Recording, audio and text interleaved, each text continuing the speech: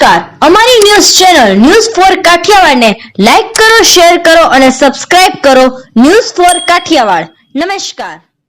રામનવમી ઉત્સવ કોમી એકલાસ ભર્યા વાતાવરણમાં ઉજવાય તે માટે માંગરોળ સ્ટે વિસ્તારમાં પોલીસ અધિક્ષક હર્ષદ મહેતા સાહેબની અધ્યક્ષતામાં ફૂટ પેટ્રોલિંગ કરી કાયદો વ્યવસ્થા જળવાય તે માટે નિરીક્ષણ કરી અને પોલીસ અધિકારીશ્રીઓને જરૂરી સૂચનાઓ આપવામાં આવેલ.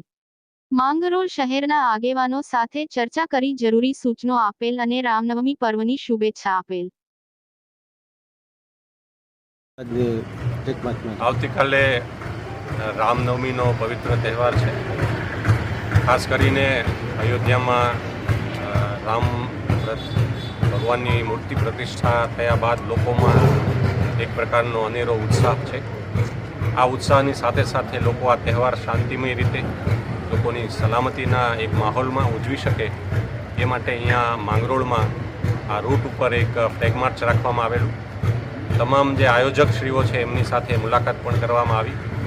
ખૂબ જ શાંતિમય વાતાવરણમાં લોકો આ ઉત્સાહ પૂર્વક આ તહેવાર છે ઉજવી શકે એ માટે આયોજકો અને પોલીસ બંને સાથે સંકલન પણ ખૂબ સારી રીતે થઈ રહ્યું છે.